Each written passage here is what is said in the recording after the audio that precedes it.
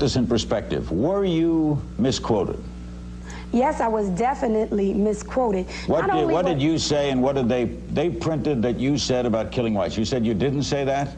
What I'm saying is that what you and other people in the media have not done is said what the question that the reporter asked me was, what I said before and after the comment that people are blowing. So she basically said, I said that, but you're leaving out the context. Which, but that could be very fair. Well, sure. That's why I want to know what the context is. Up and magnifying all over the world. All right, that's what I just asked you now. What happened? The question was, but even the people themselves who were perpetuating that violence, did they think it was wise? Was that wise, reasoned action? So the reporter is asking me what the people who did the violence in Los Angeles think. Right. And I responded to him in the voice of the people who did the violence, which is that white people have known that every day in Los Angeles, black people are dying from gang violence,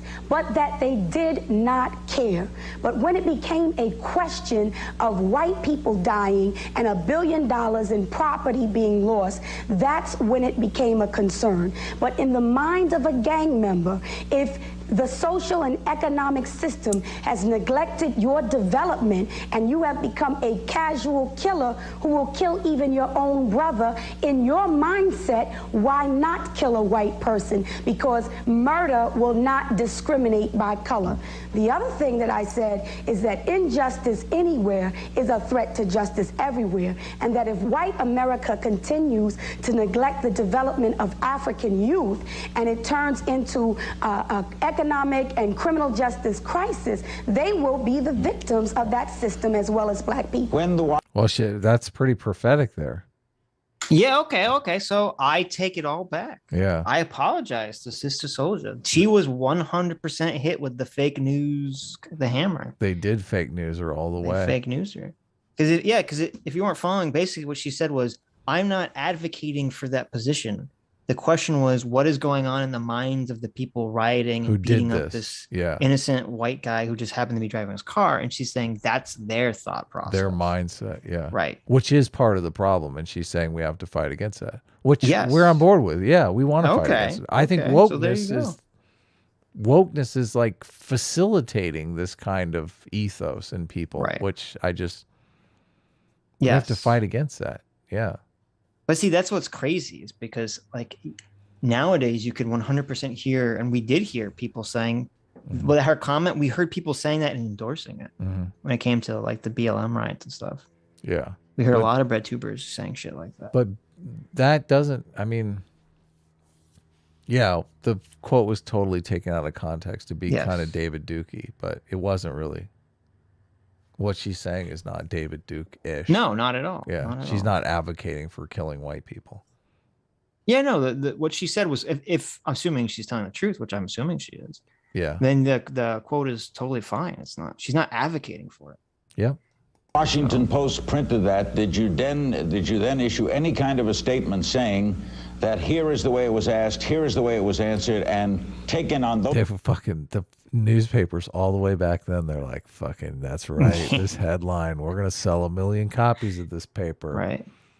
The media is so much of the problem here. Those terms, you're reading it wrong. No, actually, I'm used to news. It's actually kind of crazy too. And so 1992, the Washington Post was fake newsing a black musician to make her appear extra racist. Isn't the Washington Post woke as fuck right now? Yes. That's so crazy. They've turned the tables. I know. That's what's like, even people just pretending like society hasn't changed substantially from 30 years, let alone 60. It's like, you have no fucking clue what you're talking about. Yeah. None at all. None at all. They pulled a Fox News. Yep. Fear black people. Black people want to see you dead in the streets. That's basically what they did. Hilarious. newspapers having preconceived notions and preconceived actions, because the issue of white supremacy and racism in America is so explosive. What happens is people don't want to hear what African people are actually saying. They want to hear what they want to hear, and so they manipulate the African leadership's words all the time. That's both sides, though. You can't blame that only on one side. Both sides are doing that. Of course. Yeah. All sides are doing that. Constantly mischaracterizing everything anybody else says to serve their own political needs. So her side is just as guilty of doing that. This article in the Washington Post is titled, "Sister Soldier Call to Arms. The rapper says the riots were payback. Are you paying attention?" Oh, okay. Well, she goes full BLM then.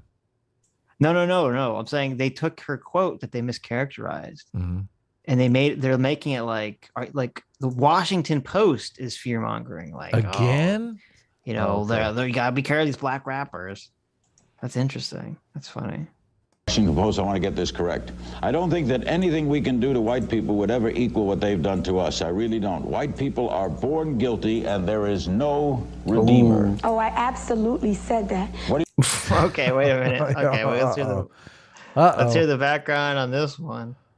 Okay. And there is no redeemer. That's pretty strong words. I don't know what the context is on that one. White people are born guilty, and there's no redeem. Okay. This video is a roller coaster. I don't know what to think anymore. I know. Oh, I absolutely said that. Oh, I absolutely said that. Okay. What do you mean by born guilty? What I mean is this, that in America, white children are raised to be white supremacists, meaning to believe that they're superior. No. And as they're raised, they're integrated into a system of power that protects their alleged superiority. Oh my, CRT right here. We heard this before, everybody. Oh my God. Yeah, critical race theory right here. It's interesting that like the 90s seems to be, so we had the 70s was like the first salvo for this shit, and then it kind of got beat back. 90s was salvo number 2 and it got beat back. And now 2015, 2016, this toxic shit manages to catch a hold. Yeah. Catches a break. We as African people have never enslaved and captured European people, taken them from their land, raped their women, changed their culture, suppressed their ability to be educated, and do all of the wicked things that white America has done to African people. Therefore, there is no such thing in my mind as reverse. She threw in the black people haven't done it to European people, but black people have done it to other black people. They have done the European people too. Have and they? The Middle Eastern people, yeah. Okay. Yeah. Blacks have done it to whites? Yes. It's not obviously to scale, but right. Not institutionally done it? Not to the same scope, right. Reverse racism would imply that we had in some way even the scales, and certainly as African people, we have not done that. Do you know any white American? Trying to even the scales. I don't know. Yeah, but she didn't answer the question, because the question's about you're saying all white people are born evil. 853, right? She was saying, I don't think that anything we can do to white people could ever be equal what they've done to us. I really don't. White people are born guilty, and there's no redeemer. So she's sucking away people's individual agency. Yeah, collective guilt.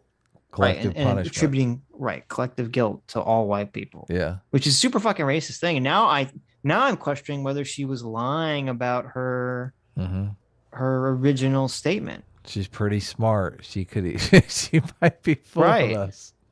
Who resisted that education and went the other way? Resisted what education? The education to grow up superior. It depends on what you say as went the other way. Fought for equal rights, got involved in the civil rights movement, put their life on the lines as young men did in Mississippi and Alabama in the civil rights. Yeah, what about the good white people? You tell them, Larry. Read some lines. We need you. Movement. You don't think whites did that? I think that there are white people who have made ostensible moves towards addressing this system, but I think when we get down to the fundamental issues of power, meaning not the question of whether blacks and whites can go to restaurants together or whether Africans and Europeans can marry one another, not the ostensible questions, but when it comes down to the question of power, white people, European people in this country have not served us well. We'll be right back with Sister Soldier. We'll be including your... That was a total dodge. Yeah. Yeah. I mean, they're at a demographic disadvantage, just especially in a democracy, but... This is such an interesting window into like the 90s. Okay? I don't know, because especially that book, and I went back and reread a bunch of it because it's fascinating, the Political Tribes book.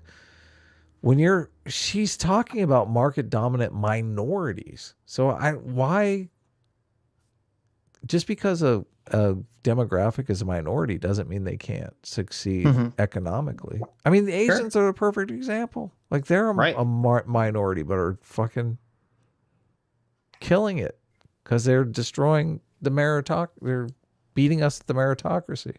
Right. They're like, these are the rules. We all agree to them. Now we're going to kick your ass. Right? Right. Yeah. Right. More power to them.